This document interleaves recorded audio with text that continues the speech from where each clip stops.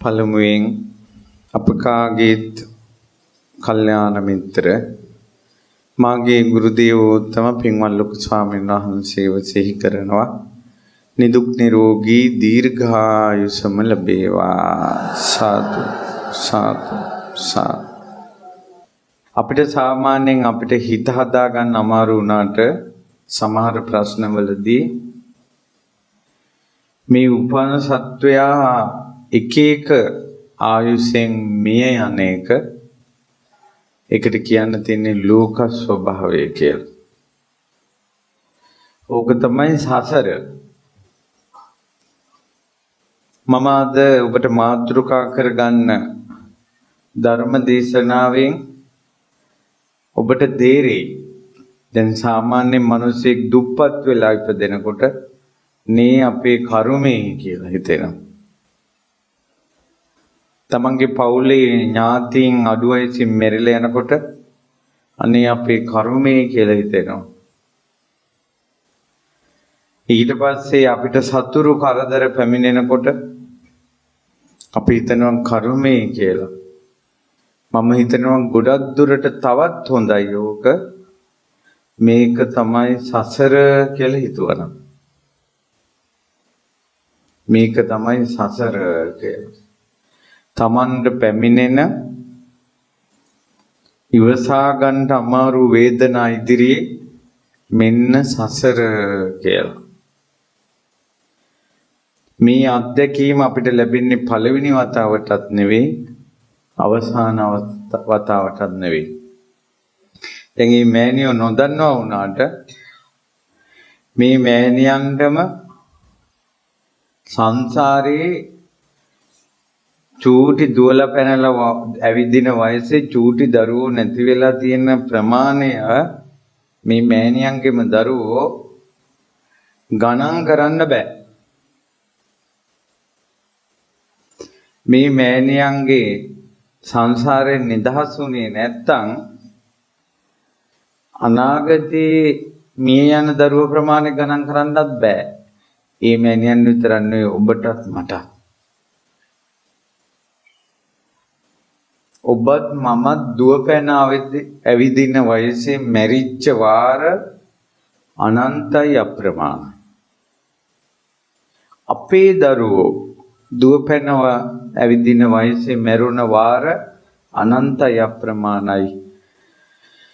සෝතාපන්නවත් නොවුණා කියන්නේ සංසාරයෙන් එතර නොවුණා කියලා කියන්නේ තව කී ගමනක් ඒ දුක තියනවද කියලා ගණන් කරන්න බෑ.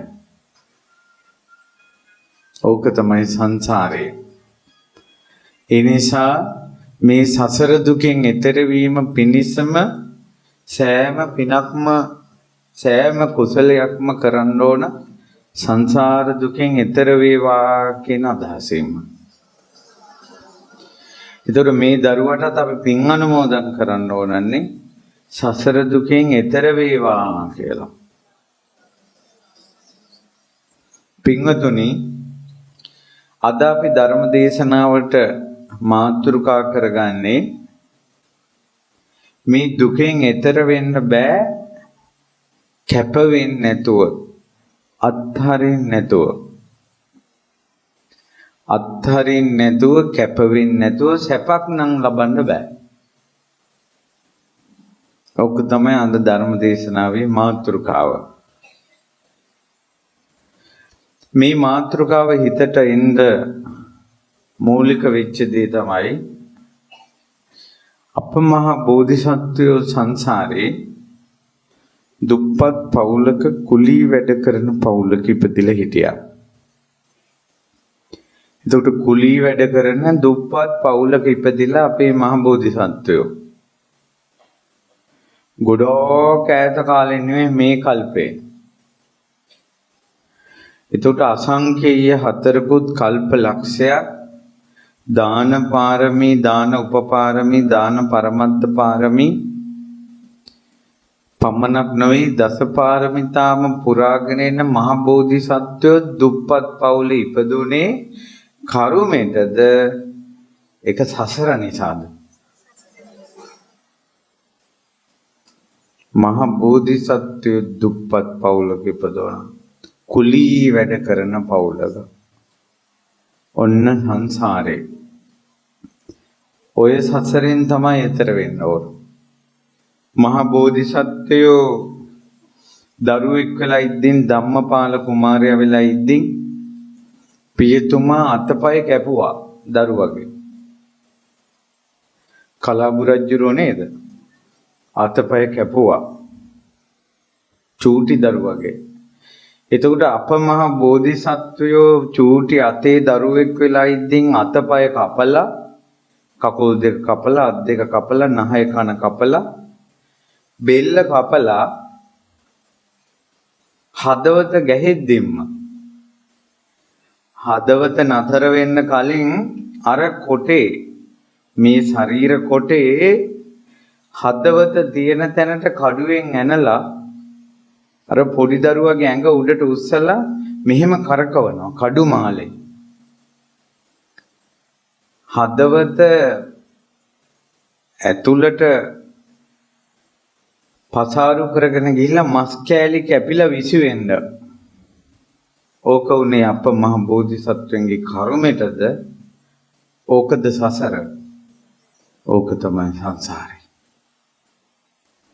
ඕක තමයි සංසාරේ.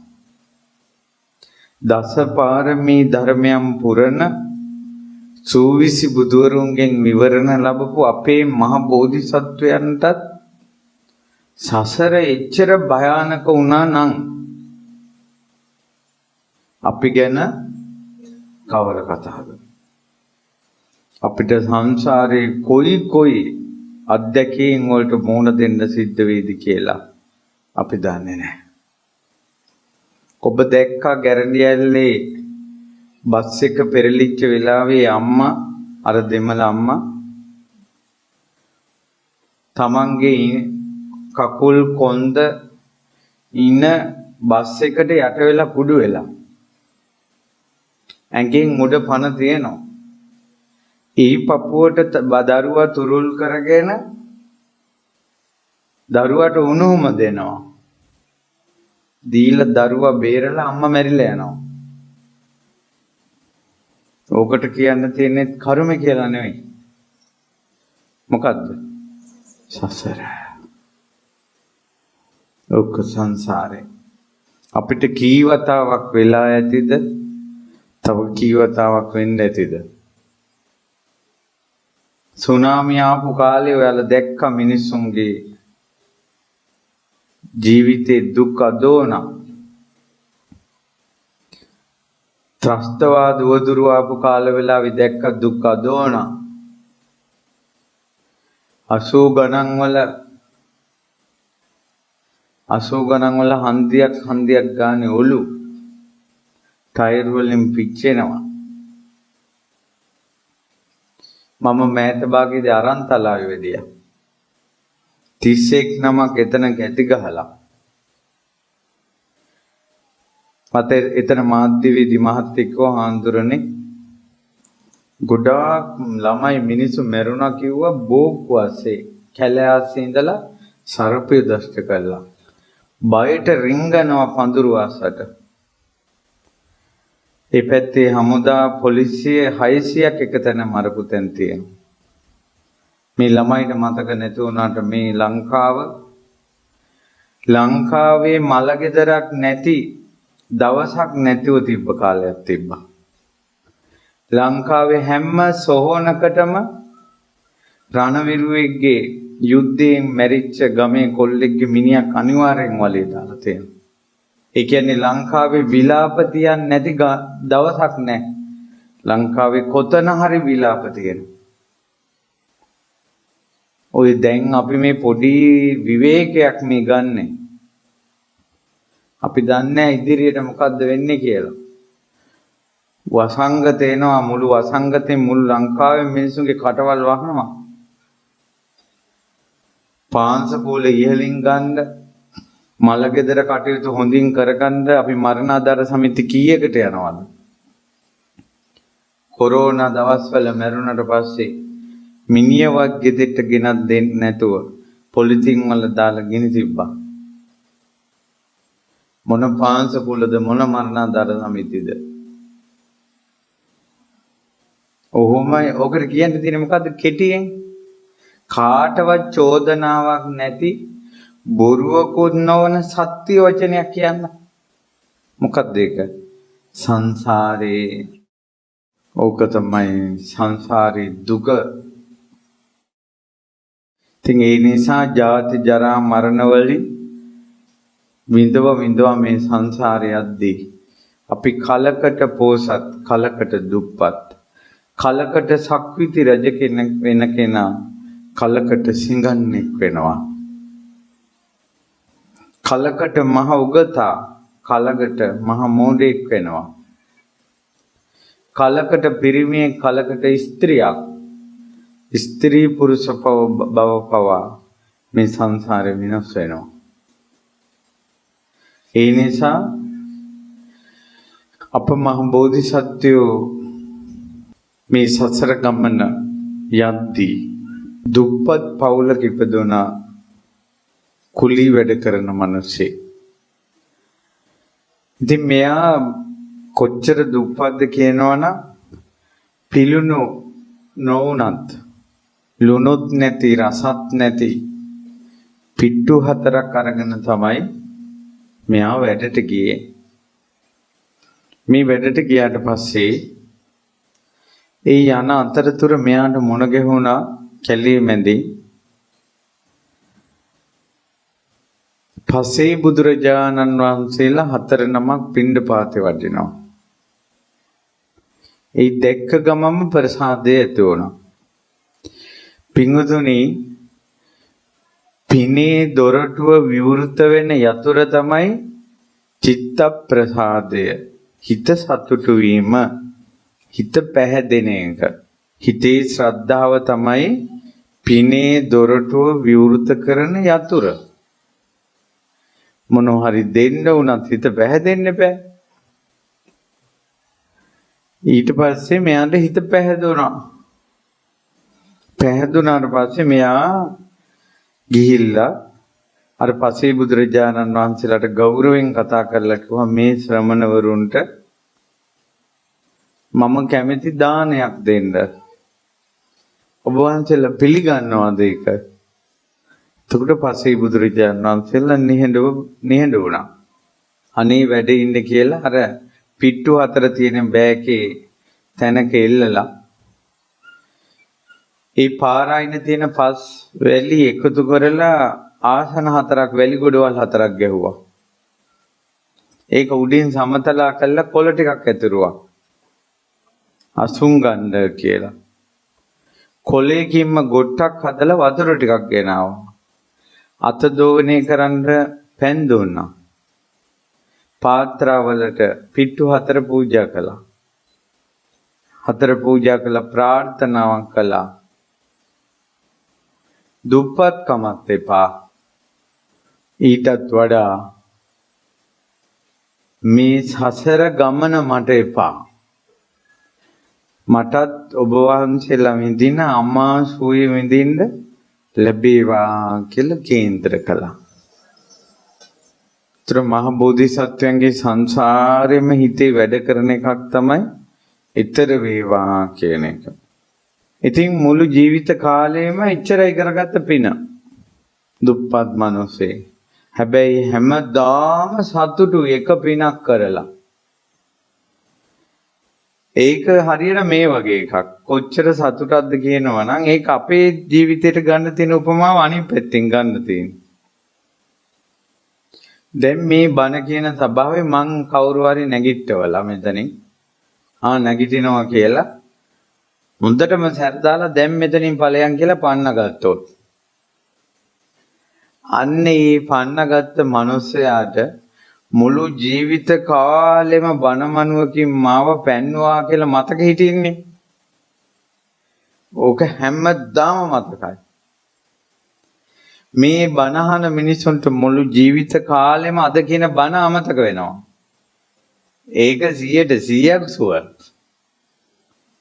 නමුත් මෙතනින් එක්කෙනෙක් නැගිටලා ඵලයන් මෙතනින් කියලා පැන්නුවා නම් ඕක මැරෙනකල් මතක හිටිනවා. ඔන්න අපේ හිතේ ස්වභාවය තමයි අපිට වෙච්ච අයුක්තිය අසාධාරණේ මතක හිටිනවා. අප විසින් කරපු කුසලයේ මතක හිටින්නේ නැහැ. ඒක තමයි නොදියුණ හිතක. නොදියුණ හිතක, පුළුල් නැති හිතක, පටු හිතක ස්වභාවය. අප දුක්ඛ විහාරී පුංචි දේන් දුකටපත් වෙනවා. මහ බෝධිසත්වෝ පටු හිතක් තියෙන කෙනෙක් නෙවෙයි. එක පින මුළු ජීවිත කාලෙම මතක හිටියා. මැරුණා. රජපෞලේ ඉපදුන රාජ කුමාරයෙක් බරණැස් රජුගේ පුතා. බරණැසමයි කුලී වැඩ කළේ. බරණැස රජුගේ පුතා බවට පත් වුණා. පින විසින් කොච්චර උඩකට යවුවද? ඉතින් මේ කුමාරයා සුදුසු වයසේ ශිල්ප ශාස්ත්‍රයන්ගෙන් කෙල පැමිණිලා ඒ කුමාරයා රජ වුණා. රජ වෙලා රාජ සභාව අමතන දවසේ ඔටුනු පළඳලා සිංහාසනේ අසුංගන රත්තරන් රිදී මුතුමැණික් වලින් සරසන ලද සිංහාසනේ අසුංගන සියලු දෙනාම Tamanට හිස පාත් කරගෙන ගෞරව සම්මාන කරනකොට ඒ මොහොතේම මතක් වුණා සංසාරේ Taman කරපු පින. සිංහාසනේ ඉඳගන්න Taman කරපු පින මතක් වුණා. ඒ තමයි කලින් දුප්පත් මිනිස්සෙක් වෙලා ඉඳලා පසේ බුදුරජාණන් වහන්සේලා 4 නමකට පිට්ටු පූජා කරපු. එතකොට මේ රජතුමාට නිකම්ම කියවුණා මගේ කැපවීම, මගේ අත්හැරීම පසේ බුදුවරු වෙනුවෙන් සුවල්ප දෙයක් දීම මෙච්චර සැපක් ඇති කළානේ. කැප වෙනවා කියලා කියන්නේ දැන් එදාට පිටු ටික පූජා කළාට පස්සේ ඒ වෙනුවෙන් එයාට ආයෙ කෑමක් නැහැ. ඒකට එයාට බඩගින්න ඉවසන්න වෙනවා. කැප වෙන කෙනෙකුට ගොඩක් දේවල් ඉවසන්න වෙනවා. දැන් ඔයා අද ධර්ම දේශනාව අහන්න පැමිණියේ මේ පින්වතුන් අවංකවම නම් ඒ කැපවීම ඉදිරියේ ඔයාලට ගොඩක් දේවල් අත්හරින්න වෙනවා. අද තිබ්බ වැඩ, TV program, Facebook, YouTube, අහල පහල කට්ටිය එකතු වෙලා කසුකුසු ඒව ගොඩක් අත්හරින්න වෙනවා. ගෙදර හිටියනම් පාඩු හිටියකින් මේක දෙමීගෙන එන්න ඕන. සීරු පිට අසපුවේ අස්සක වගේ තියෙන්නේ යනවා ඉවරයක් නැහැ මෙහෙම. එතකොට මේ ධර්ම දේශනාවක් අහනවා කියන තැන පවා කොච්චර කැපවීමක් තියෙනවද? අත්හැරීමක්. නිසා කැපවීම කියන්නේම තමන්ගේ යම් සැප අත්හරිනවා. ඒ වගේ අයට තමයි නිවන් දකින්න පුළුවන්. කැප වෙන්නේ නැති අත්හරින්න බැරි මිනිසුන්ට නිවන් දකින්න බෑ. සුගතියවත් යන්න බෑ කැප වෙන්නේ නැති අත්හරින්න බැරි මිනිසුන්ට. මෙයා දැන් රජ වෙලා ඉපදුනේ තමන්ගේ කෑම වේල අත්හැරියා. ඒතකොට බඩගින්න ඉවසුවා. තමන්ගේ මහන්සි ඉවසුවා. වැඩට යන වෙලාව කැප කළා. නමුත් ඒක පොඩ්ඩක් එක දවසක කැපවීමක්, සුළු වෙලාවක කැපවීමක්. නමුත් ඒකෙන් ලැබිච්ච විපාකය මුළු ජීවිතේම මහා රජෙක් කළා. පුංචි කැපවීම. දුන්නේ පිට්ටු මුළු ජීවිතේම රාජ බොජුන්. වැලි වලින් ආසන 4 පැනෙව්වේ. දැන් ඉඳගෙන ඉන්නේ සිංහාසනේ. ආසනයේට කොළයි ඇතිරුවේ. දැන් ඇවිදින්නත් රතු පළස් තියෙනවා. පසේ බුදුරු 4 නමකට හිසපාත් කළ වැන්දේ. මුළු රාජ්‍යයක මිනිස්සු දැන් රජතුමාට හිසපාත් කළ වඳිනවා. බලන්නකො පුංචි කැපවීම ඉදිරියේ ලැබිච්ච දේවල්. එතකොට පින්වතුනි මේකෙන් තේරුම් ගන්න ඔබ යම් කුසලයක් යහපත් අරමුණක් උදෙසා යමක් අත්හරිනවද කැප වෙනවද ඒක චූටි වුණාට විපාකයේ මහත් සුවිසල්. විපාකේ දකින්නකොට හිතෙනවා අපි මොනවද අත්හැරියේ කියලා. ඒක පොඩි දෙයක් නේ කියලා හිතෙනවා. ඒ නිසා චූටි අත්හැරීමක් තුලින් පොඩි කැපවීමක් තුලින් අවංක මිනිසයා හිත හොඳ මිනිසයා උපද්දවන පුණ්‍ය විපාක කියන එක මෙච්චරයි කියලා කියන්න බෑ.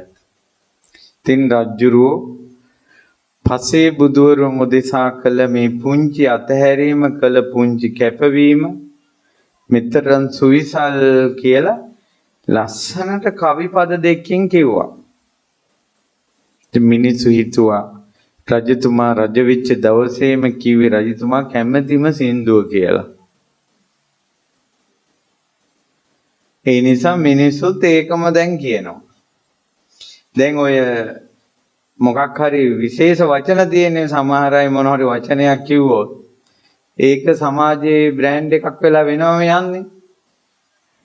ඒ වගේ රජ්ජුරුවෝ කියපු වචන ටික පුංචි කැපවීමක් තුලින් පසේ බුදුවරුන්ට කළ පුංචි අත්හැරීමකින් ලැබිච්ච දේ හිතා ගන්නවත් බෑ කියපු දේ මුළු සමාජයේම කතාවට ලක් වෙච්ච කවිපද දෙකක් වුණා. හැබැයි කවුරුවත් මේකේ පිටිපස්සේ තියෙන කතාව දන්නේ නැහැ. දවසක් රජතුමා රජ දේවිය ගැන ගොඩක් ප්‍රසාදයටපත් වුණා. ඒ මුළු බරණැසවත් හිටියේ නෑ ඒ තරම් ලස්සන ලඳක් රජතුමාගේ අග බිසව. රජතුමා කියනවා බිසවනි මට ඔයා ගැන පුදුම සෙනෙහසක් උපදින්නේ. සතුටක් උපදින්නේ. මං කැමති ඔයා දැන් මට මොනවාරි කිව්වොත් එහෙම රජතුමනි මට රන් නැවක් ගෙනත් දෙන්න. මට හිතෙනවා ඔයා වෙනුවෙන් රන් නැවක් හදන්න ඕන කියලා. ඔයා මට කිව්වොත් රජතුමනි මං වෙනුවෙන් රත්තරන් මාලිගාවක් හදන්න කියලා. මට හිතෙනවා ඔයා වෙනුවෙන් රත්තරන් මාලිගාවක් හදන්න ඕන කියලා. එච්චරම මං ඔයාට මොනවද දෙන්න කැමති කිව්වා.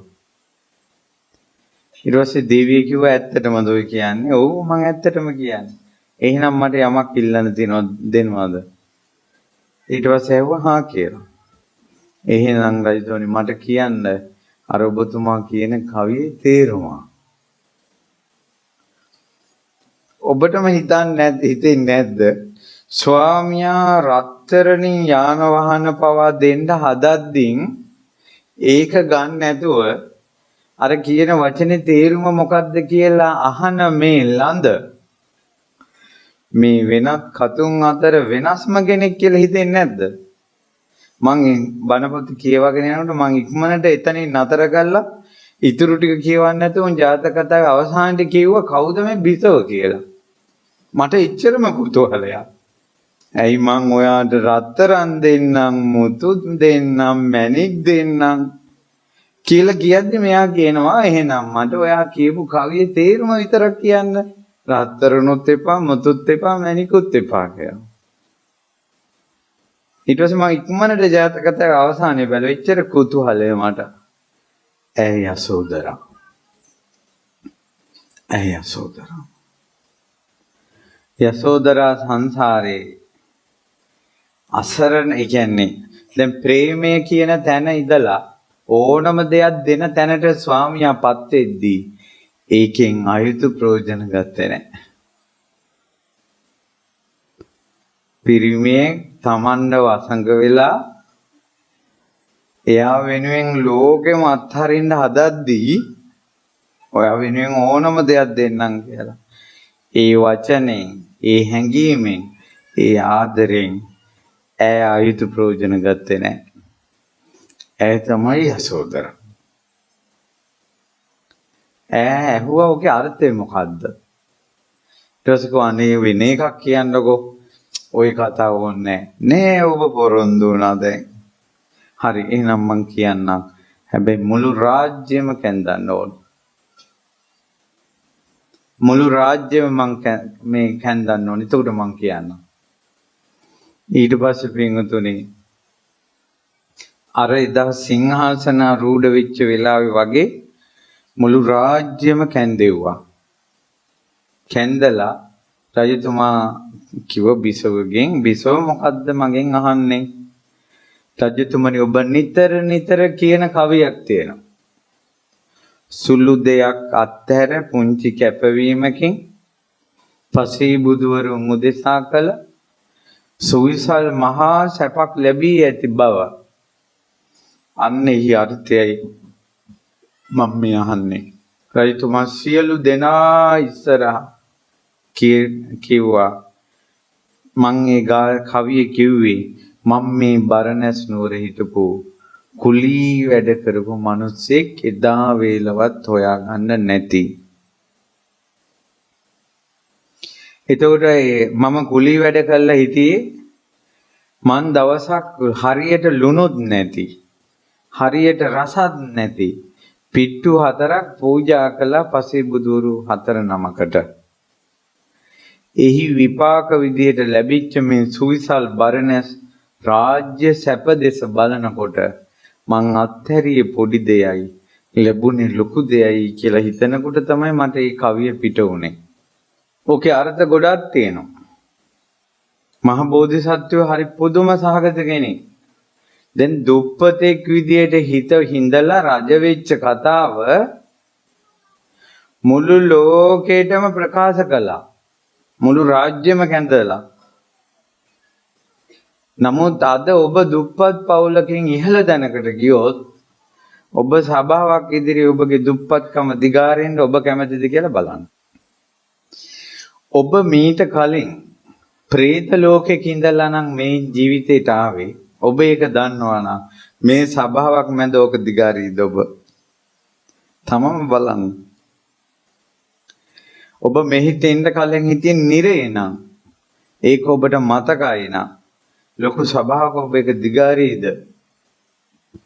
ඔබ තිරිසන් සතෙක් වෙලා නම් කලින් හිටියේ බල්ලෙක්, කූරෙක්, කුකුලෙක්, පූසෙක් වෙලා නම් දැන් ඔබට ඒක මතකයි නම් ඔබ සභාවක් මැද ඒක දිගාරීද?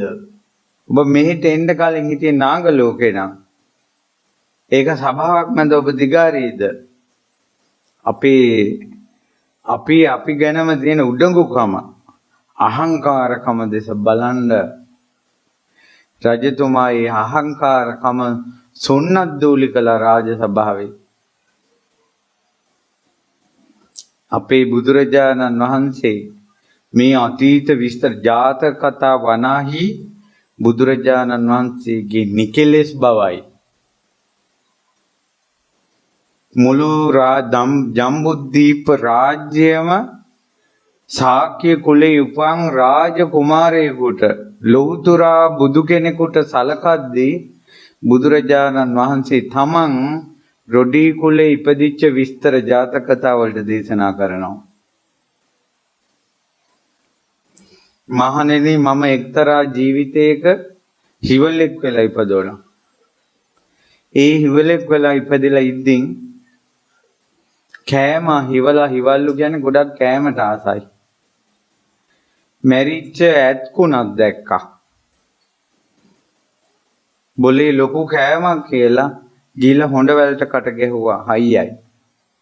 බඩට කට ගැහුවා හයියයි. කකුල් වලට කට ගැහුවා හයියයි. නඟුටට කට ගැහුවා හයියයි. ඇත්තු කක්ක කරන පස පැත්තට කට ගැහුවා. එතන මොලෝ. එතනින් මස් කන්න පටන් ගත්තා. මස් කකා ඇතුළට ගියා. ඇතුළට කකා යනවා ඇතුළට. බඩවැල් කුණු වෙලා ඇතුලේ ගුවා වගේ. ඒක අසර රිංගුවා. රිංගල ඇතුලේ මස් කෑවා. කන අතර ලොකු අවුවක් පැතිරිලා උලන් වැදිලා අර පස්ස පැත්ත හිර වුණා. වේලුණ ඇතාගේ. එතකොට හිවල බඩ ඇතුලේ එළියට එන්න බෑ. දවස් ගණන් ඇතුලේ තැම්බිලා ආවේ රස්නේ කුණු මස් වල අර එකපාරම පොදක් ගිහිල්ලා පස්සපැත්ත බුරුල් වුණා මැරිච්ච ඇත්කුනේ. හිතුවට අර කොළුවර මැදින් පොඩි තරුවක් වගේ පස්සපැත්ත සිදුර පෙරුණා. බඩ ඇතුළෙන්ලා ඔළුව ගහලා හිමීට එළියට එනකොට අර ඇඟ තැම්බිලා තිබ්බ ඇඟේ සියලු ලොම් අර ඇත්කුනේ ගුද මාර්ගයේ ඇලිලා හැම ගහපු හිවලේ කෙලියට ආවා. ඒ හිවලා ඒ මස් දිහා බල්ලා අදිස්ථාන කරලා තියෙනවා උපනෝපන් ජීවිතේ කෑමවලට ලෝභකමක් නම් ඇති වෙන්න එපා කියලා මුළු ජීවිතේම ලෝභකමට ගරහැව්වා කියනවා. හරි. බුදුරජාණන් වහන්සේට බැරිද තමන් හිවලෙක් වෙලා හිටියා කියන එක නොකිය ඉන්න. ඇතෙක්ගේ පස්ස පැත්තෙන් ගිහිල්ලා ඒ වෙච්ච වැඩේ නොකිය ඉන්න බැරිද? බුදුවරුන්ට සත්‍ය ප්‍රකාශ කරන්න සත්‍ය දේශනා කරන්නයි බුදුවරු පහළ වුණේ. එහෙම නැත්නම් ප්‍රතිරූපයක් රකින්න නෙවෙයි. රකින්න ප්‍රතිරූපයක් කියලා එකක් නැහැ. ඔබ මම කියලා රැක්කට මීට අවුරුදු 100කට කලින් මේ ගමේ මට නම් කවුරුත් බනින්න එපා. මගේ අපකීර්තිය ගමේ පැතිරෙන්න එපා කියලා මේ ගමේ මිනිස්සු කොච්චර නම්බුව රැක ගන්න දඟලන්න ඇතිද? කොයි මිනිස්සු දැන්? කොයි මිනිසුන්ගේ නංගන් දැන්? ඒ මිනිසුන්ගේ ඉඩම් පවා දැන් වෙනම අය අරගෙන ඒ ගෙවල් වල ඉන්නෙත් වෙන අය. මේ අවුරුදු 30 40කට 50කට 60කට 70කට මගේ අම්මෝ දඟලවිල්ල අපි බැනුමක් අහන්න කැමති නැහැ. නින්දා විඳින්න කැමති නැහැ. කොච්චර අපි අහංකාරයිද කියනවනම් වදපු අම්මට දරුවට සැර දාන්න බෑ. අවුල් යනවා දරුවා. තාත්තට විදිහක් නැහැ දරුවෙකුට සැර කරන්න අවුල් යනවා. දරුවෝ ඇයි අපි වැරදි කළා නැත්නම් ඇයි අපිට බනින්නේ? වැරදි නොකරපු බව හැබෑව. හරි වැරදි නොකරපු කෙනෙකුට බනින්න හොඳ නැහැ කියන්නකෝ. තාත්තා කෙනෙකුට බැයිද දරුවට අවවාද කරන්න? අම්මා කෙනෙකුට බැයිද දරුවට අවවාද කරන්න? එච්චර අපි අහංකාරයි. දුවේ පුතේ බලන්න අපේ අහංකාරකම. මේවා නැති කරගන්න ඔබට ශක්තිය නැතුව ඇති. ඒ වුණාට ඔබගේ ගෙදරට ණය ක්‍රින්ගා ඇති බව, පොළොංගේ ක්‍රින්ගා ඇති බව දකින්න ඔබගේ හිත ඇතුළට අහංකාරකම ගිහිල්ලා තියෙන හැටි බලන්න. බැඳපු ස්වාමියා බිරිඳ ස්වාමියාගෙන් බැනුම් අහන්න බිරිඳ සූදානම් නැහැ. බිරිඳගෙන් බැනුම් අහන්න ස්වාමියා සූදානම් නැහැ. දායකයන්ගෙන් සැර වචනයක් කෙනෙකුට හාමුදුරුවෝ සූදානම් නැහැ. ගමේ පන්සලේ හාමුදුරුවෝ පොඩ්ඩක් සැරට කතා කළොත් දායකයා සූදානම් නැහැ. ඇයි අපිට එහෙම කිව්වේ? යුක්තිය සාධාරණේ. අපිට අපි ගැන කොච්චර අහංකාරකමක් ඇද්ද? අපිට කොච්චර අහංකාරකමක් ඇතිද? මගේ බුදුරජාණන් වහන්සේ සියලු කෙලෙස් නැසූ උත්තමයා. උන්වහන්සේ මේ ජීවිතේත් සසර වදාලා ඒ ජීවිතේත් රජ්ජුරුවෝ තමන් දුප්පතෙක් වෙලා ඉඳලා තමන්ගේ කලින් ජීවිතේ මුළු රාජ සභාවෙම දිගෑරලා දුන්නා. එතකොට දේවිය කියනවා සාදු සාදු මහරජ පිට්ටුවක් පුදා මෙතරම් රාජ සම්පත්තිය ලැබුවේ නම් මහරජ මම මේන් වැන්දා මං කැමති නෑ අද ඉඳලා ඔබතුමා කාටවත් නොදී රජ බුජුන් වළඳනවට මං කැමති නෑ කිව්වා. යසෝදරා කියන්නේ අමුතුම පාරමිතාවක් පුරපු කෙනෙක්. කියන ඔබට දුන්න දේ විපාක නම් හම්බ වුණේ අදින් පස්සේ තවත් කෙනෙකුට නොදී කෑමක් කන්න එපා රජතුමනි කියනවා. රජතුමා තවත් ප්‍රීතියටපත් වුණා. පත් වෙලා රජතුමා අහනවා දේවී මේ මුළු බරණැසම ඔයා තරම් ආකර්ෂණීය රුවක් තියෙන ලඳක් නැහැ. දහස් ගණන් අන්තපුරේ ලඳුන් අතර ඔයා තරම් ලස්සන ලඳක් නැහැ. එච්චර ලස්සනයි බිසව. මම කැමති සියලු ස්ත්‍රීන් අතර බැබලි රන් රුවක්සේ රජසැප විඳින අපේ අගබිසෝන් වහන්සේටත් මතකද පෙර සංසාරේ? ඒ කියනකොටම පුණ්‍ය බලයට බෝධිසත්වයන්ගේ පුණ්‍ය ඉල්ලීමට යසෝදරාවගේ පින් බලයට ඈට මොහොතින් ගිය ජීවිතේ මතක් වුණා. මතක් වෙලා ඒකව රජතුමනි මතක් වෙනවා. රජතුමනි මට දැන් මතකයි. මමත් මේ බරණැසම හිටපු දිය අදින දාසි කෙල්ලෙක්. ගමේ හිටපු වැඩකාර කෙල්ලෙක්. එතකොට මෙච්චර පෙරම් පුරන පවිත්‍ර ජීවිතයක් ඇති යසෝදරාවත් වතුර අදින දිය කුලයක ඉපදුනා නම් දාසි කුලයක අපි ගැන කවර කතාද? මතක තියාගන්න කුලේ මුල් කරගෙන තමන්ගේ වැදගත්කම මුල් කරගෙන තමන්ගේ ධනය මුල් කරගෙන රූපේ මුල් කරගෙන කටහඬ මුල් කරගෙන හැකියාව මුල් කරගෙන අන් අය හෙලා දැක්කොත් අන් අයට නිନ୍ଦා අපහාස කළොත් එවැනි දේවල් නැති අයට තමන් නැතිව උපදින දවසේ තමන් අනුන්ට කියපු වචන දහස් ගුණයකින් වැඩි වෙලා මේ කන් වලට ඇහි. උන් දුප්පත්තු කියලා නම් ගරහන්නේ තමන් දුප්පත් වුණ දවසට දුප්පත් භවයේ දෝංකාරය හන්දියක් ගානේ ඔබට ඇහි. සසර පිළිගන්නවා නම් අනුන්ට ගරහන්න එපා. අනුන්ට ගරහන්න එපා. මේ සංසාරේ හැමදාම එක විදිහට යන්න බෑ අපිට. ගහක මල් වුණත් පිපෙන කාලය එනවා. වැටෙනකොට කොළත් එක්ක වැටිලා යනවා. වහිනකොට වහින කාලය එනවා. පායනකොට ගේ ඇතුළේවත් ඉන්න බැරි වෙන්න පායන කාලය එනවා. ඉස්සර අගෝස්තු වලට පායනකොට ගේ කලෙත් හිඳුණා. ලිඳත් හිඳුණා. ඒ නිසා මේ හැමදාම එක විදියට ඉන්නවා කියන මිත්‍යා දෘෂ්ටිය නම් ඉන්න එපා. කොල්ලන්ටත් එහෙමයි කියන්න තියෙන්නේ.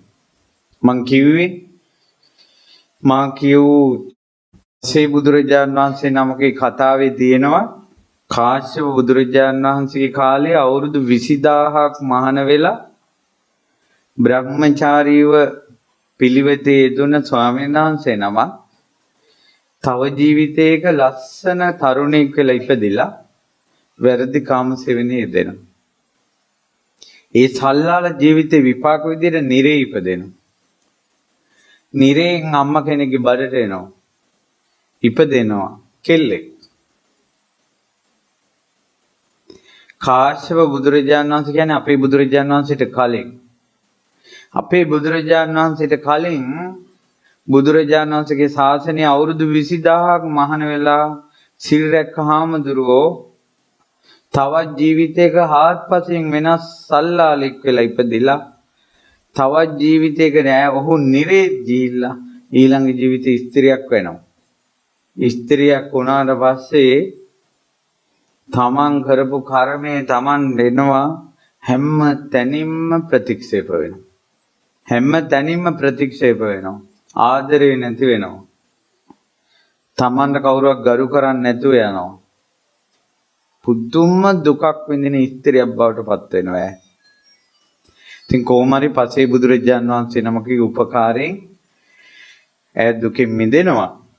නමුත් මං කියන්න ගියේ පිරිමිකම මුල් කරගෙන අපි අන් අය එක සෙල්ලම් කරොත් අපි කියමු කෙල්ලන් එක සෙල්ලම් කරනවා මේ කොල්ලෝ. උන්ව විහිළුවට ගන්නවා. එක ෆෝන් එකෙන් Facebook එකෙන් මැසේජ් වලින් මොකකින් හරි තමන් කර්මානුරූපව ස්ත්‍රියක් වුණා. එදාට අන් ලඳුන්ට අන් කෙල්ලන්ට කරපු වංචාව ඒ දුන්න වේදනාව, ඒ කරපු කවටකම්, ඒ වටේ එයාව අන් අය අතර ලැජ්ජාවට පත් කරපු එක දුන්න අසාධාරණයි. Tamanda 10000 ගුණයකින් වැඩි වෙලා යනවා. ඔක තමයි සංසාරේ. පිළිගන්න දුවේ පුතේ අපි මැරිලා ඉපදෙනවා කියලා, පින්පව් වල විපාක අපිට එනවා කියලා. බලන්න යසෝදරා දුප්පත් කුලයක ඉපදුනා. වැඩකාර දියාදින කෙල්ලන්ගේ අතර ඉන්නේ. ඒතකොට ඒ ගමේ ගෑනු ළමයි වතුර අදිනවා. සිටු මැදුරු වලට, රජ මැදුරු වලට බොලේ කාලයක් ගියා. මෙන්න මේ කෙල්ලන්ට බබාලා හම්බෙනවා. තාත්තලා නැහැ. ඈත් එක්ක වැඩ කරපු ගමේ හැම කෙල්ලෙක්ම චරිතය නසා කරනවා. මෙයා තනියෙන් මැරෙනකල් නැත්නම් විවාහ වෙනකල් මෙයාගේ ජීවිතේ චරිතය නසාගත්තේ නැහැ. මුළු ගමක්ම නොමග යද්දී තනියෙන් රැකිලා හිටියා. අන්න යසෝදරා. ඕක තමයි වෙනස. වරදට යොමු වෙන ලඳුන් දහසක් මැද ඔබ කැමති නම් හොඳ ලඳක් වෙන්න, ඔබට තියෙන ශක්තිය, ඔබගේ ජීවිතේට පවර් එක ගන්ධ යසෝදරාවට වන්දනා කරන්න. හදවතේ নমස්කාරය තියාගන්න. ඈ වෙනම ළඟ. ඈද වැඩට යද්දි පිට්ටුවක් ඉනේ ඒ දුප්පත් මිනිස්සු කන කෑම. අපි කියමු අද කාලේ ගොඩාක් අමාරු මිනිස්සු සම්බෝලයි බතු විකන්නේ කියලා. ඒ වගේ එකල අමාරුම මිනිස්සු පිට්ටු වලින් තමයි හිටියේ. ඒ කෙල්ලත් තමන්ගේ දවල් කෑමට තියෙන පිට්ටුවක් පසේ බුදුරජාණන් වහන්සේ නමකට පිදුවා. ඒ පිනෙන් චරිතය රැකගත්ත පින්බලයට රන්රුවක් වගේ ඉපදුනා. එක පිට්ටුවක් පූජා කරපු පින්බලයට රජවිසවක් වුණා. අත්හැරීම, කැපවීම පුංචි දෙයක් වුණාට විපාකයේ සුවිසල්. මම මේ කරුණ ගොනු කරන්නේ එක දෙයකට. ওই විදිහටම තමයි කොසල් මල්ලිකා මල් කඩන මල් විකුණන පවුලක ඉපදුන දුප්පත් කෙල්ලෙක්. ඈ මල් කඩන්න යද්දී ලෞතර බුදුරජාණන් වහන්සේට පිට්ටුවක් පූජා කළා. එදාම ඈ කොසල් රජුරන්ගේ බිසව බවට පත් වුණා. බලන්න අත්හැරියේ මොකද්ද? කොසල් මල්ලිකා තමන්ගේ දවල් කෑමට තියෙන පිට්ටුව බුදුරජාණන් වහන්සේට පූජා කළා. ඊළඟ කෑම වේලේ යා කෑවේ රජ බිසවක් විදියට මැරෙන කල්ම රාජබොජුන්. ආයෙ පිට්ටු කෑවේ නැහැ. එච්චරම අත්හැරීමේ විපාක. අත්හැරීම කියන්නේ සුළු දෙයක් කියනවා ලැබෙන සැපේ ඉදිරියේ. අනේ මෙච්චර චූටි දෙයකට මෙච්චර ලැබෙනවද කියලා හිතෙන විස්මයටපත් වෙනවා. ඔයාලා හිතන්නකෝ ඔයාලගේ බැංකුවට ඔයාලා රුපියල් ලක්ෂයක් දානවා. පොලි හැදිලා කෝටි ලක්ෂයක් ඊළඟ මාසේ පොතේ තියෙනවා. ආය සතුටු වෙන්න නම් වෙලාවක් එන්නේ heart attack හැදිලා මැරෙනවා. සතුටු විඳින්න නම් බැරි. එතකොට ඒක හිතා ගන්නවත් බෑනේ. අන්න ඒ වගේ. ඕක දන්නවනම් තවත් දානවනේ පොතේ. ඕක දන්නවනම් තව දානවා. එච්චර ගුණයකින් වැඩි වෙනවා. අන්න ඔහොම හිතෙනවා කියනවා. අම්මා නිවන් සුවේ විඳින කෙනාට හිතෙනවා කියනවා මම නිවන් දකින්න කරපු දේවල් පොඩි දෙයක් කියලා. මහාන වෙච්ච එක දැන් මහාන වෙනවා කියලා කියන එක ඒකේ නිවන් සෝය විදිපු නැති නෑ. සාමාන්‍යයෙන් කාමයට එක්ක ඉන්න කෙනෙකුට හිතන්නවත් බැරි දෙයක් නේ. ඇත්තටම දැන් ඔබට කිව්වොත් එහෙම මේ පුතේ නැත්නම් දුවේ අයියේ අක්කේ නැත්නම් අම්මේ තාත්තේ නැහැ සීයට කියනවා සීයේ. ඔයා මහාන වෙන්න ඕක කියලා. ඒක කියපු ගමන්ම ටිකක් උසුමත් අප්පර 2 3 4 වෙලා දැන් මං හිතන්නකෝ ඔයාට මං ආරාධනා කළොත් දැන් මහාන වෙන්න කියලා. හිතන්නවත් බැරි දෙයක්. ඒ හේතුව තමයි අපි අත්හැරීම පුරුදු කරලත් නැහැ, සැපේ ගැන දන්නෙත් නැහැ. ඒ නිසා බුදුරජාණන් වහන්සේ අමා නිවන් සුවය සොයාගෙන යද්දී අපිට මාළිගා 3ක් අත්හැරිනවා කියන එක අපිට හිතා ගන්න බැරි වුණාට බුදුරජාණන් වහන්සේට ඒක පුංචි දෙයක්. ඒ අත්හරින කෙනාට යසෝදරාව අත්හැරපු එක, රාහුල කුමරු අත්හැරපු එක මේ සසරේ යන මනුස්සයාට හිතා ගන්න බැරි දෙයක් වුණාට අම්මා නිවන් සුව විඳින බුදුරජාණන් වහන්සේට ඒක සුළු දෙයක්. චූටි අවුරුදු ගාණක් පරණ අවුරුදු ගාණක් පරණත් ඕනේ නැහැ කියන්නකෝ. ඔයාලට තේරෙන උපමාවක් ගත්තොත් ඔයාලා ගමේ කෙසෙල් ගස් තියෙනවා. කෙසෙල් පඬරැල් තියෙනවා. කෙසෙල් පට්ටෙන් අර වේලිලා යන දුඹුරු පාට පතුරු. ඒ කෙසෙල් පඬරැල්ලකින් නැත්තම් කෙසෙල් මේ පට්ටේකින් ඇටෙක් ගැට ගහලා තියෙනවා. දැන් මේ ඇතාට මේක කඩා ගන්නවා කියන එක කොච්චර අමාරුදනේ? එහෙමද? මොකක්ද ඒකට ගන්න ඕන උත්තරේ මොකද්ද? එයාට හැරෙන්නවත් ඕනේ නැහැ. පොඩ්ඩක් අකුල උසපු ගමන් කෙහෙල් පට්ටේ කඩාගෙන යනවා. චූටි බටු කුරුල්ලෙක් වී කුරුල්ලෙක් ඔය ඒ පට්ටෙන්ම ගැට ගහලා තියෙනවා. මේ වී කුරුල්ලට මේක කඩා ගන්න පුළුවන්ද? එහෙනම් බන්ධනේ කියන එක කියන්නේ කඩා ගන්න බැරි බන්ධනේ කියන එකේ ඒ ප්‍රබල බව තියෙන්නේ බන්ධනේද සතාගේ ලොකු පොඩි බව අනුවද?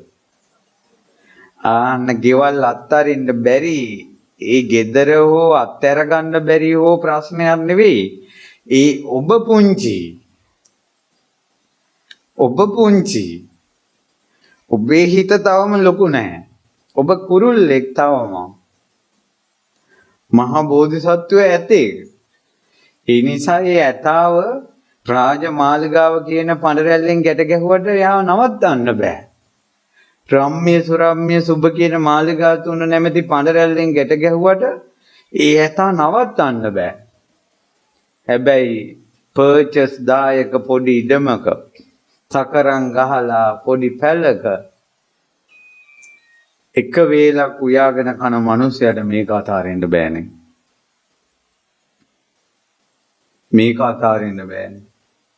කොල්ලෙකුට මෙහෙම බණක් අහලා මහාන වෙන්න හිතුණා කියමුකෝ. එකපාර මතක් වෙනවා කොච්චර try කළාද මං අරයත් එක්ක යාළුනේ. ගිය මාසේ යාළුවනේ. ඒතර මේ මාසෙක ප්‍රේමේ අතාරින්න බෑ ධර්මයේ ඉදිරියේ. අසංකේය 4කුත් කල්ප ලක්ෂයක ප්‍රේමයේ බෝධිසත්ව අත්හැරියේ ඇතෙක් නෙළුම් දණ්ඩක් කඩාගෙන යනවා වගේ. ඇතෙක් නෙළුම් දණ්ඩක් කඩාගෙන යනවා. පිට්ටුවක් එක වේලට තනි පිට්ටුවක් තියෙන මිනිසයා ඒක බුදුවරුන්ට අත්හැරියා, ශ්‍රමණයන්ට අත්හැරියා. ඔබ දානයක් දෙනකොට ඔබ පිට්ටුවකින් ජීවත් වෙන මිනිසෙක් නෙවෙයි ඔබ. තුන් වෙල බඩගින්න ඉන්න මිනිස්සු නෙවෙයි ඔබ. ඒ වුණාට සමහර වෙලාවට දානේදී ලෝභ හිත උපදින අවස්ථා ඇති. දම්සැලේදී ලෝභ හිත උපදින අවස්ථා ඇති. අත්හැර ගන්න බැරි බව. පින්වතුනි අත්හරින්න නැතුව කැප වෙන්නේ නැතුව තමන්ගේ සුවය ත්‍යාග කරන්නේ නැතුව උත්තරීතර සුවයකට යන්න බෑ. ඒකයි දානය කියලා කියන්නේ තමන්ගේ සැපේ පිණිස තියෙන දේ අත්හැරීම. සීලය කියලා කියන්නේ සැප විඳින්න එයා ගන්න කාලය සහ සැප විඳින්න ගන්න එක එක ප්‍රස්තුත එක එක දේවල් සීමා කිරීම. ඒක තමයි සීලය. භාවනාව කියලා කියන්නේ කාමයේ හිත හිතා සතුටු වෙන්න තිබ්බ දේ කැප කරනවා කුසල් අරමුණකට භාවනාව. නමුත් මේ දාන සීල භාවනා කියන කාරණා තුන නිසා මිනිසුන්ට සුගති සැප උපදිනවා, නිවන් සැප උපදිනවා. ඒ නිසා පින්වතුනි අත්හරින්න නැතුව සැපයක් කරා යන්න බෑ. ඒ නිසා තමයි අපි දරුවන්ට බැඳිලා මෙච්චරම. ඇත්තටම අම්මා දරුවෝ ගැන තියෙන බන්ධනේ ඊළඟට දෙමව්පියෝ දරුවෝ ස්වාමියන් බිරිඳ නෑදෑයෝ හිතවත්කම් යාළුවෝ ප්‍රේමය මේ තියෙන බන්ධනේ මෙච්චර අපි බැඳලා තියෙන්නේ අපේ හිත හයිය නැති නිසා, අපේ හිත පළල් නැති නිසා. අපිට ඒ නිසා පොඩි දේ අත්හැර ගන්න බෑ.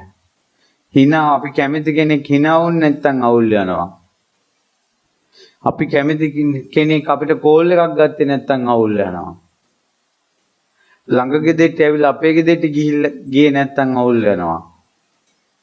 ඉච්ඡර පුංචි හිතකින් අපි ඉන්නේ පින්වතුනි. අපි ගොඩාක් බරපතල හිත තියන අය නෙවෙයි. ඒ නිසා පුංචි හිත රිදි තියෙනවා. වැඩිමනක් අපේ හිත සතුටු වෙවිද තියෙන්නේ රිදිද? රිදි තියෙනවා අපේ හිත. ඇයි හිත මොළො? එන ප්‍රශ්නේ ගල් කැටයක් නම් හිත මැටි ටිකක් වෙලා අර ගල් කැටේ රඳිනවා. හිත ගලක් නම් අර ගල් කැටයක් ආවොත් ටොක් ගාලා වැදිලා යනවා. ඒ නිසා බුදුරජාණන් වහන්සේගේ ධර්මයෙන් හදාගන්න පින්වතුනි හිත හදාගන්න, හිතම ශක්තිමත් කරගන්න, හිතම ඔරොත්තු දෙන තැනට ගන්න. ඒකට අපිට අත්හරින්න සිද්ධ වෙනවා. යාළුවෝ පන්න වගේ ඉඳලා අත්හැරලා යනවා. අන්න ඒ වෙලාවේ කම්පා වෙන්නේ නැතුව ඉන්න. මං හිත හදා ගන්න ඕන කියලා. මම මේකට ඔරොත්තු දෙන්න ඕන කියලා. අඩන්න නැතුව වලපෙන්න නැතුව. මේ අම්මලා යම් විදිහකට හරි දරුවා නැති වෙලා අවුරුද්දකින් ඒ ශෝකේ කොහොම හරි පාලනය කරගෙන ගමකටම රටටම ලෝකෙටම බණ ධර්මයක් දෙන තැනට හිත ගත්තා. දක්ෂයි. නැත්තම් මම දැකලා තියෙනවා අවුරුදු 2 3 4 5 මතක් වෙන ගානේ නම කියන ගානේ කඳුළු සලසලා ශෝකෙන් ඉන්න එක.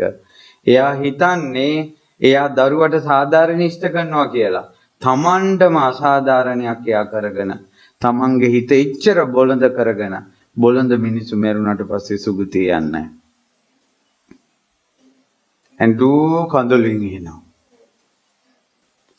ඇඬු කඳුලින් එනවා. ඇඬු කඳුලින් ඉන්න එපා. දුක් වෙවීම ඉන්න එපා. තමන්ට වෙච්ච අසාධාරණේම හිතා ඉන්න එපා. ඒවා හිතෙන් අත්හැරලා මේක තමයි සංසාරේ කියලා ඔරොත්තු දෙන්න, ජීවත් වෙන්න සියදි විනාශ ගන්න එපා. මැරෙන්න හිතන්න එපා. මැරිලා වැටෙනකල් ජීවත් වෙන්න ඕන මං කියලා හිතන්න. ජීවත් වෙන්න ඕන කියලා.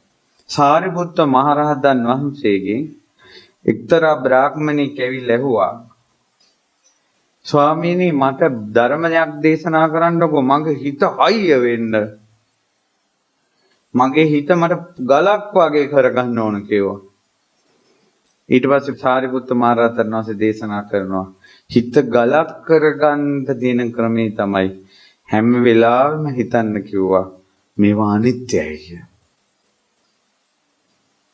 මේවා අනිත්‍යයි කිය. යහලු කනොත් අනිත්‍යයි. තරහ මරහ අනිත්‍යයි. ඉස්සර තරහ වෙච්ච අය දැන් හොඳ නැද්ද? ඉස්සර හොඳ අය දැන් තරහ නැද්ද? දැන් හොඳ අය තරහ වෙන්න බැරිද? දැන් තරහ අය හොඳ වෙන්න බැරිද? එහෙනම් මේ තරහ මරහ නිට්ටයයිද අනිත්‍යයි? අනිත්‍යයි. ඒ නිසා පරිසම් කරගන්න ඕන කට. ඒ තරහට කියන්නේ ඔය වගේ වචනේ එළියට පිට වෙනවනේ. තරහ නැති වුණාට අර කියපු වචන ටික සමහර වෙලාවට ඒක රැඳෙනවා. ඒ නිසා තරහක් ගිය වෙලාවට පුළුවන් තරම් වචන ප්‍රකාශ නොකර ඉන්න එක තමයි කියන හොඳම දේ. සත්පුරුෂයා ප්‍රතිපදා දෙකක් පුරුදු කරනවා කියනවා නිවන් යන කෙනා.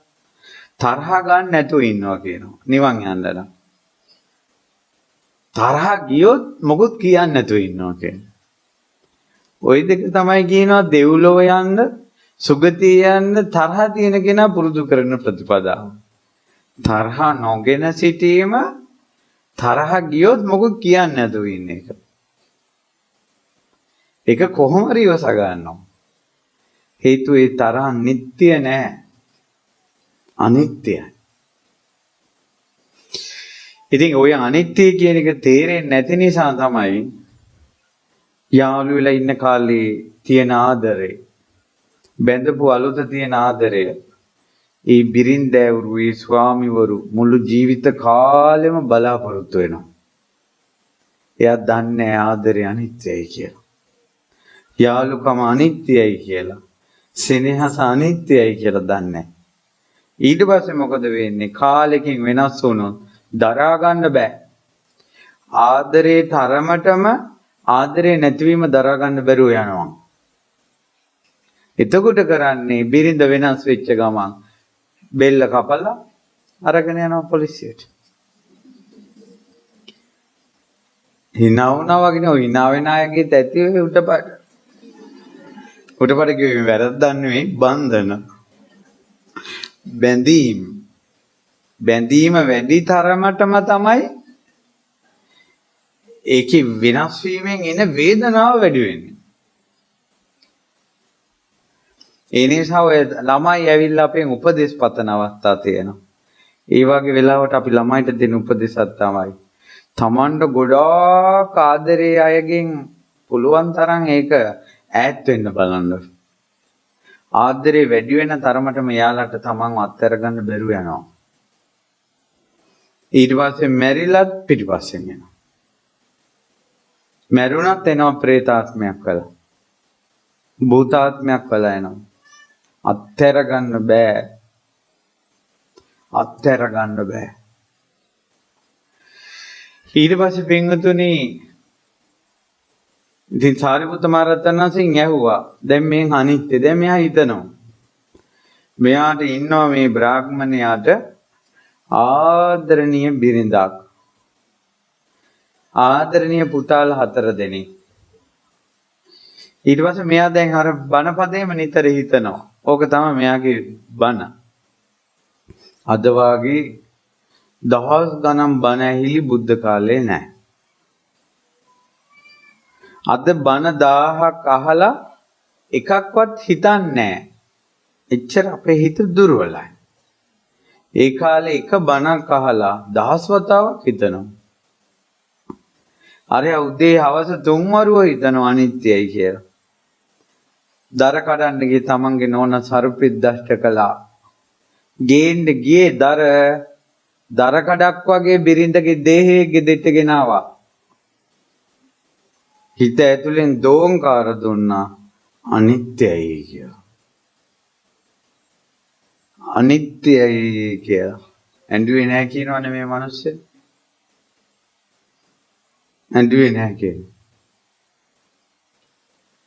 ඊට පස්සේ දැන් අම්මයි තාත්තයි දෙන්නගම වගේම තාත්තගේ පිට වසංගතයක් ආවා. ඔය කොරෝනා වගේ. තාත්තා ඉතිරිලා පුතාලා 4 දෙනාම මැරුණා. එතකොටත් හිතේ දෝංකාර දුන්නා අනිත්‍යයි කියලා. අඬන්නේ නැතුව මලගම ගලා. මිනිසුන්ට වෙන කරදර. ඊට පස්සේ මෙයත් ලෙඩ වුණා. කවුරුත් නැහැ ගේ පැදුරට වැටුණා. කන්න දෙන්න නැහැ, බොන්න දෙන්න නැහැ, බලන්න කවුරුත් නැහැ. කැලෑ ගමක පොඩි ගෙදරක හිටපු බ්‍රාහ්මණයා. පැදුරේම බඩගින්න පිපාසයේ රෝගය වේදනාව සහිතව මැරිලා ගියා. එයා කල්පනා කළා කොච්චර අනිත්‍යයිද කියලා. අවසාන හුස්ම ටික යනකොට හිතුණා කියනවා මේ හුස්මත් අනිත්‍යයිනේ කියනවා. අද ඉන්නේ තවුතිසාවේ දෙවි කෙනෙක්. පුදුම ලාගද දානි දීලා නැහැ මෙයා. චෛත්‍ය හදලා නැහැ, බෝධි හදලා නැහැ.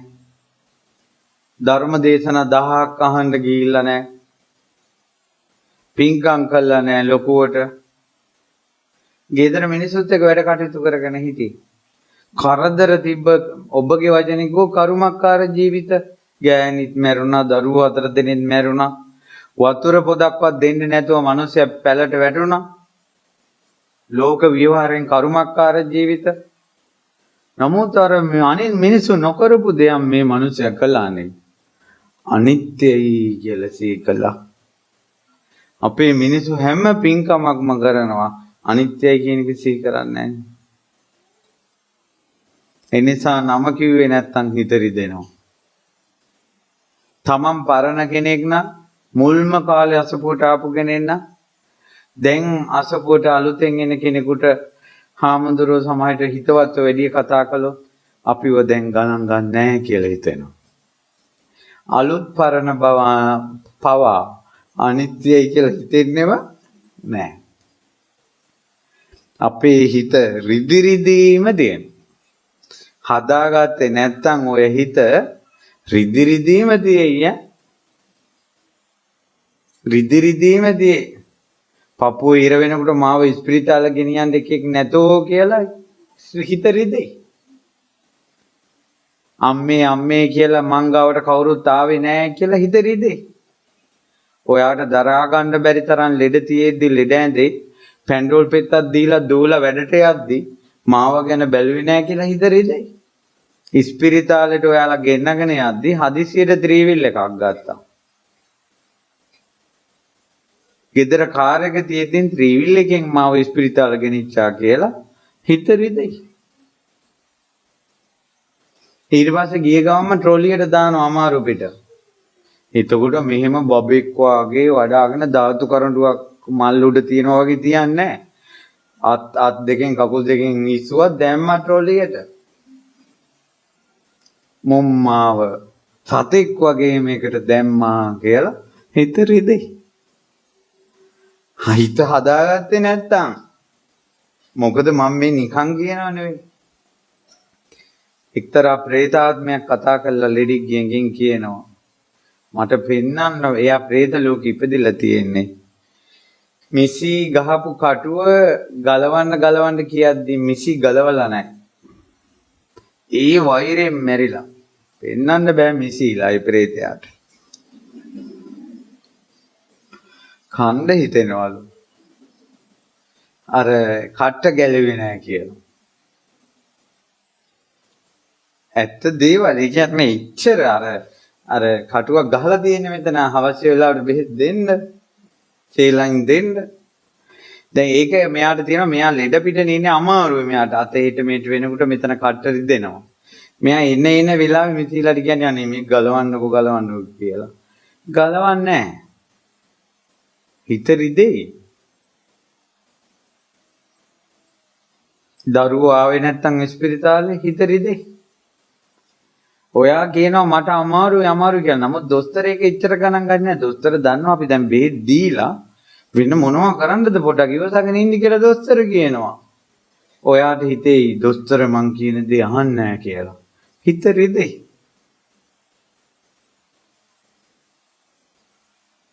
ඊට පස්සේ අවසානයේ හුස්ම ටික නතර වීගෙන යනකොට දොස්තරට ඕනේ කොහොම හරි මෙයාව බේර ගන්න. ඊට පස්සේ මිසිලා දොස්තරලා එකතු වෙලා පපුව අතින් තද කර උසුම ටික ගන්න බලනවා. මැරෙන්න හදන මට මුන් නිදහසේ මැරෙන්න දෙන්නේ නැහැ කියලා හිත රිදෙයි. ඒ සමහරවිට ඇටකටු පවා ගැඩෙනවා.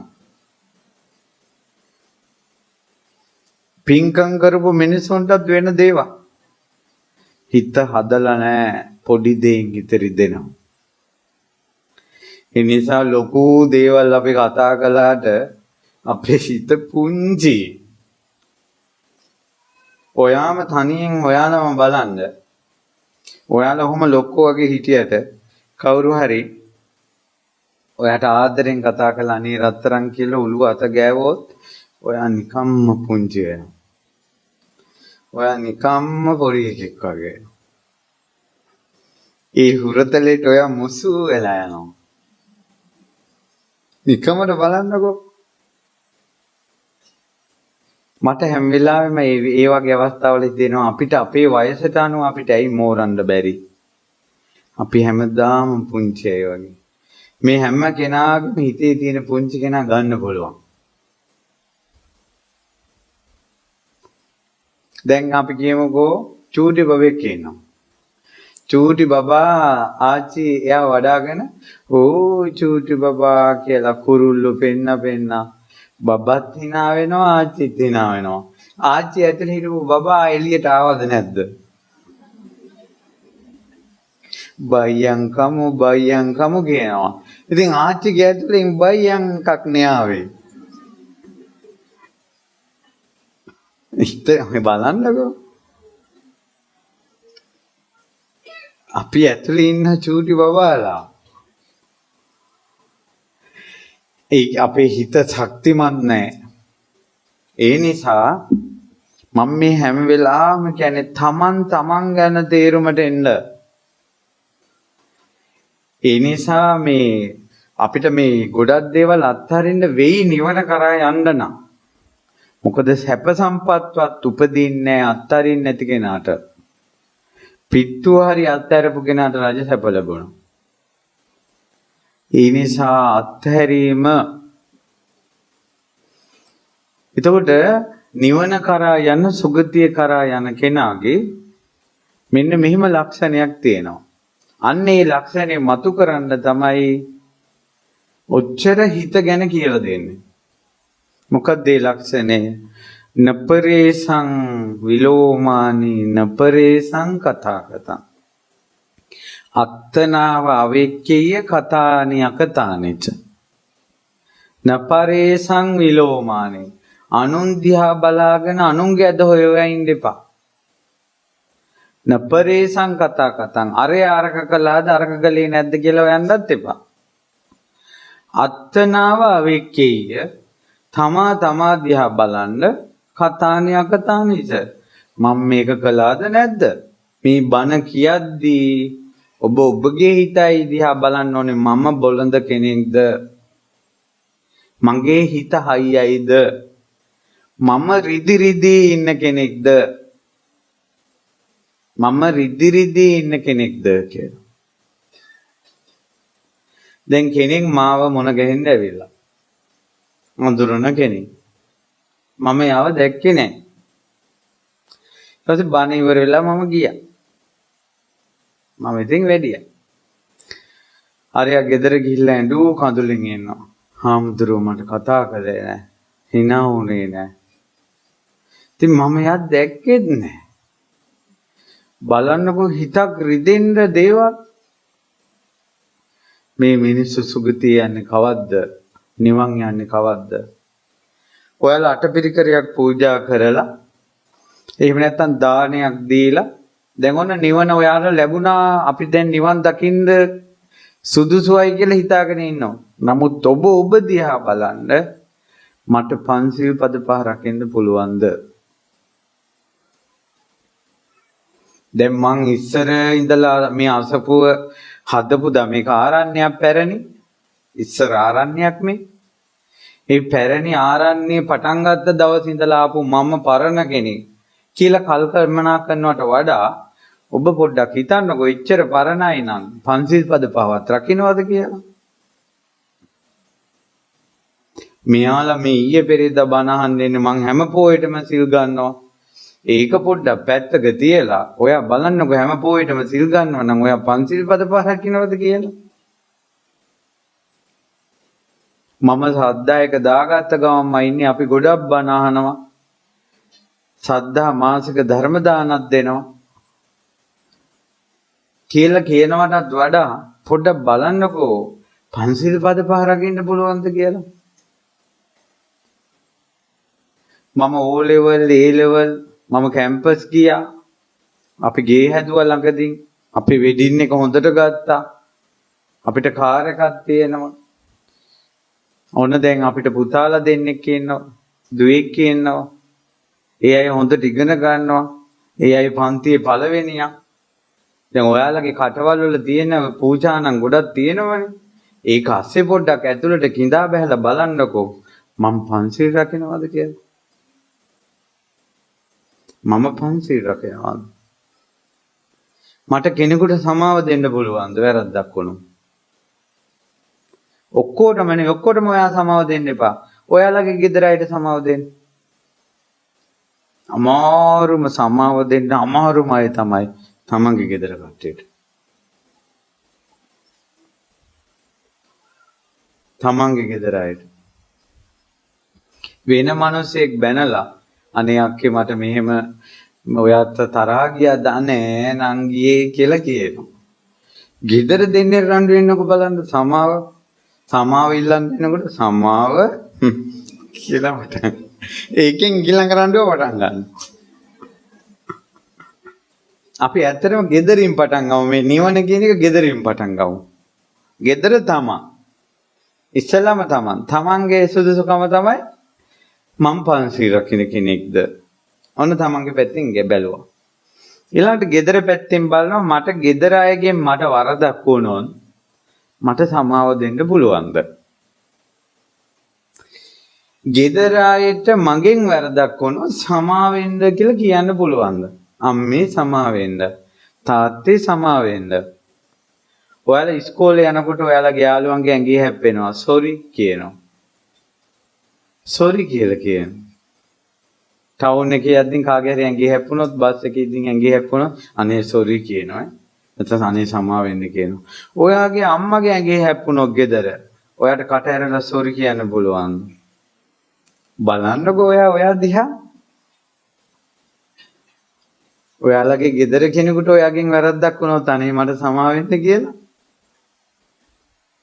අපි හරි අමුතුයිනේ අපේ හිත. වෙන කෙනෙක් අපිට මොනවාරි උදව් කළොත් thank you කියනවා. පාර හොයාගෙන යද්දී අපි කෙනෙක්ගෙන් පාර ඇහුවොත් අරින් තියෙන අනේ බොහොම හොඳයි පින් සිද්ධ වේවා thank you ස්තුතියි කියලා කියනවා. ඔයාලගේ අම්මා ඔයාට උදෙත් කෑම කියලා දෙනවා, දවාලෙත් දෙනවා, රෑත් කියලා දෙනවා. ඔයාලගේ රෙදිත් හොදනවා. තමන්ගේ අම්මට පින් සිද්ධ වේවා කියලා කියපු දවසක් බලන්නකෝ. තාත්තට වහලියක් වගේ බිරිඳ සමහරවිට ස්වාමියාට උපස්ථාන කරනවා. තමන්ගේ බිරිඳට අනේ ඔයාට පින් සිද්ධ වේවා කියලා. තමන්ගේ නෝනට පින් දෙන මහත්තයෙක් අනේ මේ මිනිස්සයා ගේන නිසානේ අපි කාලා බිලේ ඉන්නේ කියලා මහත්තයට පින් දෙන බිරිඳ දෙමව්පියන්ට පින් දෙන දරුවෝ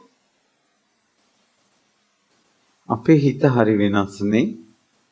ඒ වුණාට අපි ටිකක් අර සිහින ලෝකෙක ඉන්නවා. අපි මැරිච්ච ගමන්ම දෙවිවරු වෙනවා. අපි මෛත්‍රී බුද්ධ ශාසනය නිවන් දකින්නවා වගේ හරි සිහින ලෝකෙක ඉන්නවා.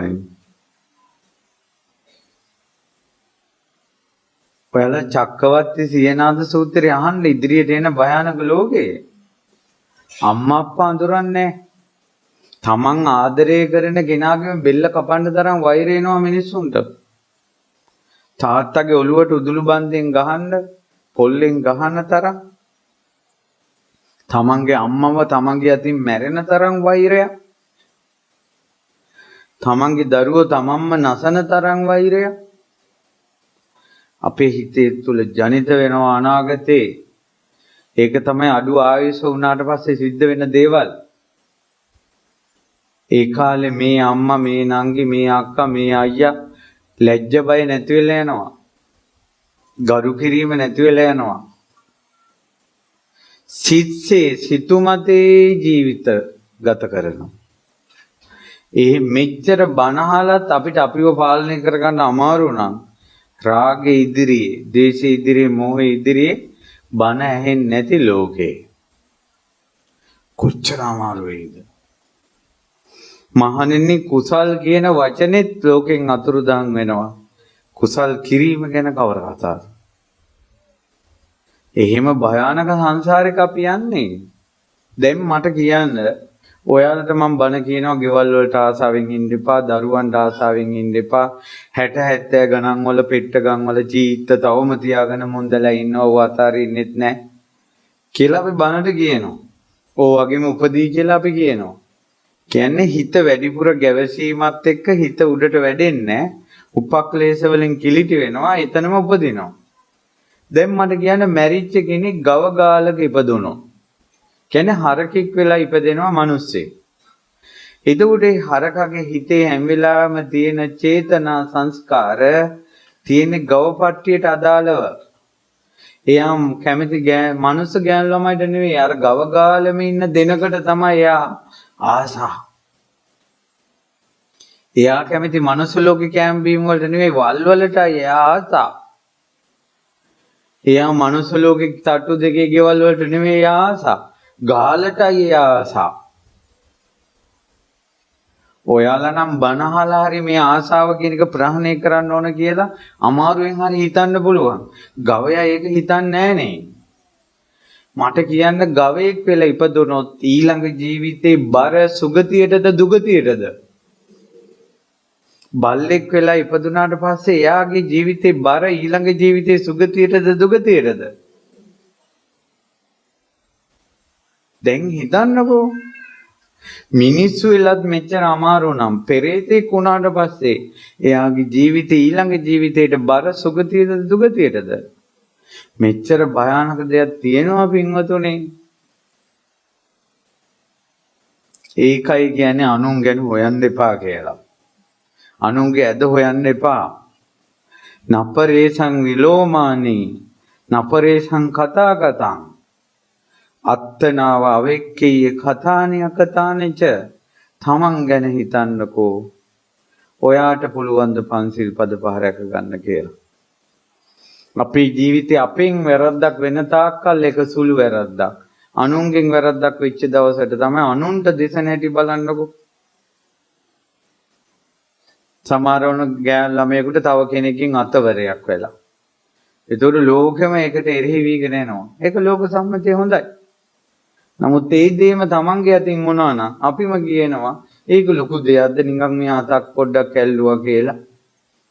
තමන් නිදහසට කරුණු කියනවා.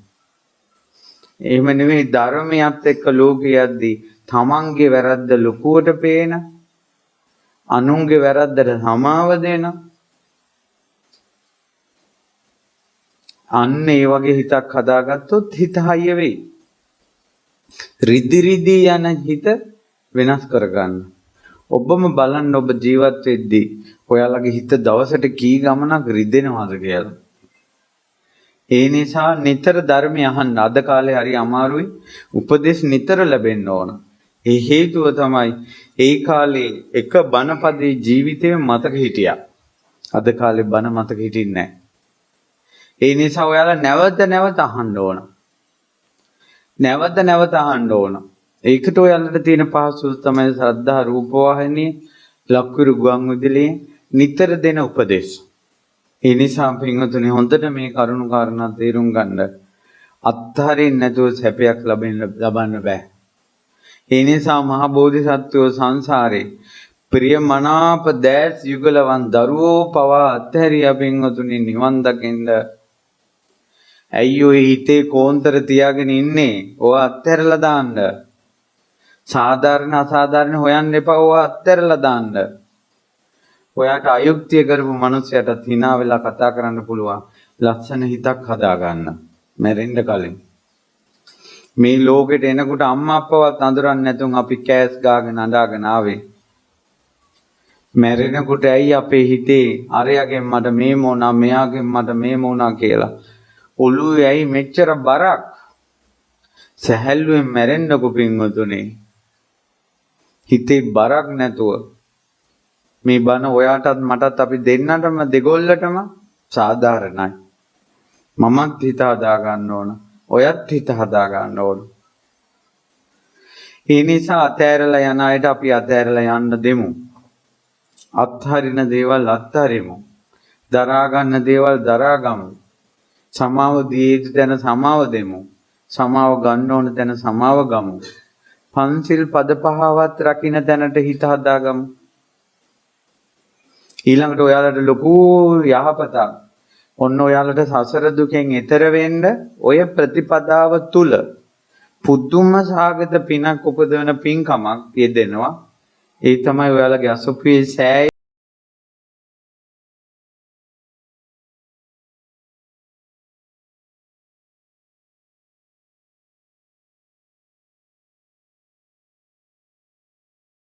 කවුරුවක්. ඒ චෛත්‍ය වැඩ මම සම්පූර්ණයෙන් කරනවා කියලා මේ රටකවත් පිට රටකවත් කෙනෙක් සම්පූර්ණයෙන් බාර අරන් නැහැ. ඒ නිසා ඔයාලා කට්ටියම එකතු වෙලා සෑය හදන්න. සෑය හදනකොට ප්‍රාර්ථනාව තියාගන්න මම මේ හදන්නේ මගේ නිවනයි කියලා. මගේ නිවන මං හදා ගන්නවා කියලා. ගඩොලක් පූජා කළත්, වැලි කැටයක් පූජා කළත්, සිමෙන්ති කොටයක් පූජා කළත්, ආධාරයක් උපකාරයක් කළත් මට නිවන් දැකීම පිණිස හේතු වේවා කියලා හිතන්න. ඒ නිසා චූටි දූල පුතාලා පවා වත් පිළිවෙත් කරන්න, ශ්‍රම දාන කරන්න. හාමුදුරන්ගේ හිත ගැනීම පිණිස නෙවෙයි, අසපුව පිණිස නෙවෙයි, තමන් පිණිස කරන්න. මම මැරෙන්න කලින් මගේ ඇස් ඉදිරි පිට මමත් මොහු වෙලා සෑයක් හදනවා දකින්න කැමති වෙන්න. ඒක පවක් නෙවෙයි. ඒ නිසා කාටත් එකතු වෙලා කරන්න පුළුවන් සුන්දර පින්කමක් සේරු පිට අසුපේ උතුම් ධාතු සෑය හදන එක. මාධ්‍ය තුලින් ධර්මය අහන අය සේරු පිට අසුපේ ස්වාමීන් වහන්සේට කතා කළා. පුළුවන් විදිහට එකතු වෙලා ලස්සන සෑයක් හදන්න මේ ප්‍රදේශේ. ඈතින් එනකොටම කිරිසුදු පාටින් බබලන සෑය පෙනෙන පරම්පරා ගණනක් ඔයාලගේ පරපුරවල් වල මිනිසුන්ට පවා බුදු කෙනෙක් වෙනුවෙන් අත් එකතු කොටලා වැඳලා පුදන්න පුළුවන් සෑයක් නිර්මාණය කරගන්න. ඒ නිසා ඔබටත් මටත් අද ධර්මයේ ඇසූ මේ පින සංසාර දුකින් එතර වෙන්න හේතු වාසනාම වේවා.